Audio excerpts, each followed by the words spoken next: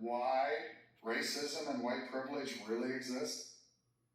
It's not just about hate.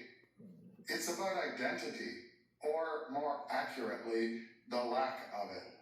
See, one of the biggest problems with decolonization is, what do you do with the colonizers?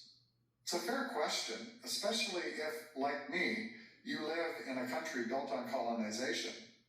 Because we, the descendants of settlers, are stuck in this strange identity crisis. We've lived here for centuries, but we've never actually belonged to the land we're on. We treat it like a trophy from some conquest that never really happened. We ravage, strip mine, harvest massive tracts of timber, and we pollute this land with barely a second thought. We do that exactly because we never really connected to it.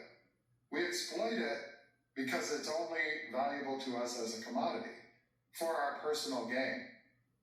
And then there's the purposeful erasure of tens of thousands of years of indigenous history and the harm we've caused the delicate balance of nature and its animals since colonization. It's further clear evidence of that fact. At the same time, colonizers don't have any connection to their ancestral lands either. For example, my ancestors hail from Ireland and Germany, and I know very little about either of those countries. I can't even imitate my genetically native Irish tongue or speak German. I have no connection to Europe. Not culturally, not spiritually, nothing.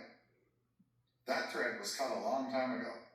See, colonialism didn't just erase indigenous connection to the land, it also severed ours to anywhere else. So if we don't belong to the land we live on, and we don't belong to the lands we came from, who are we?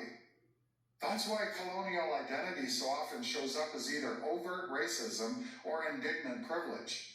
Because when your identity is paper thin, you lash out at anyone who challenges it. And I'm sure the comment section of this video will prove that point nicely. But deep down, colonial people want to belong. That's why we obsess over ancestry tests and family trees. We're trying to build a history that was erased to justify our own. Because identity, like culture, is built on history. But colonial countries are continually erasing their history to prop up the justification for colonization in the first place. We delete the history to maintain a fake identity. But no identity can grow because we keep deleting our history.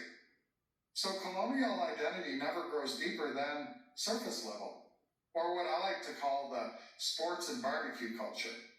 Our real history is full of horror and hate, which we bury shallow and keep pretending it isn't there. And that open wound is left to fester and poison every generation that follows. But here's the hopeful part. It doesn't have to be that way. Decolonization and land back doesn't mean pack up and leave. They mean show up differently. They mean acknowledging the real history of this land, the pain we've caused, and building a system that values justice over dominance. Because if we do that, if we finally stop hiding from our past, maybe we'll all stop wondering who we are and start building a future where everyone actually belongs. Anyway, something to think about. Peace out.